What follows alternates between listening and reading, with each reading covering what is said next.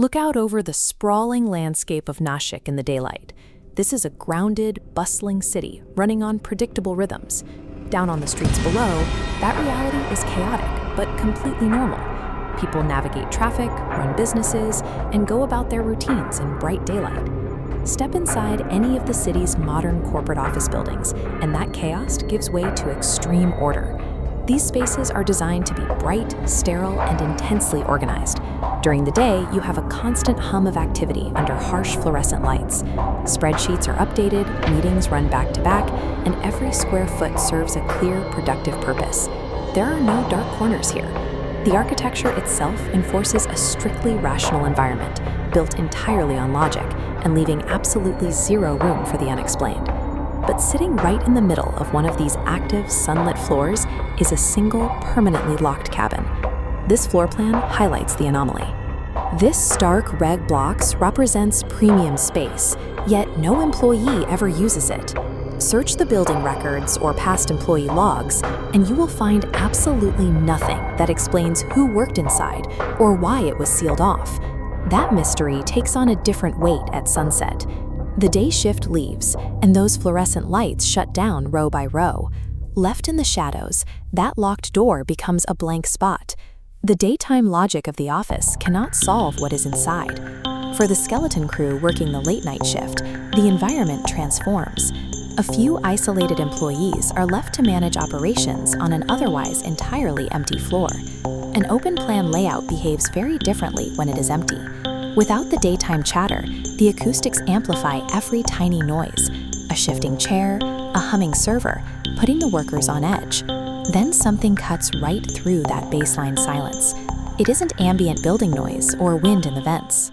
It is the distinct, unmistakable sound of a young girl softly sobbing.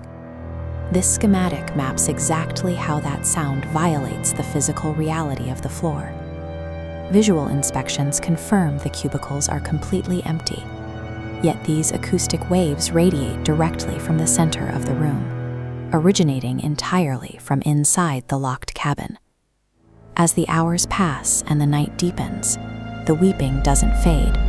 It grows clearer, more desperate, and louder. This sobbing changes the nature of the space.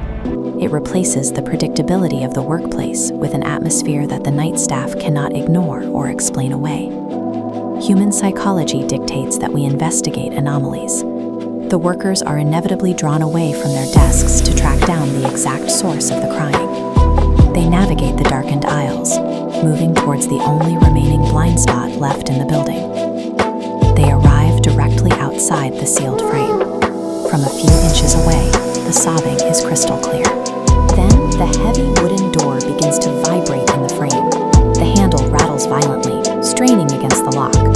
A vibrating door requires kinetic energy. Whatever is on the other side is exerting force against the frame, pushing against a lock that remains officially unassigned in every building record.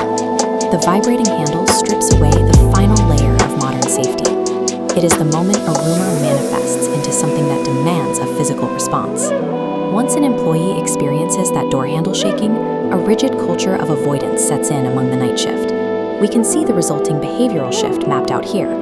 Rather than taking efficient, direct routes, the night staff's foot traffic curves in a wide radius, keeping them as far away from the central corridor as the walls will allow.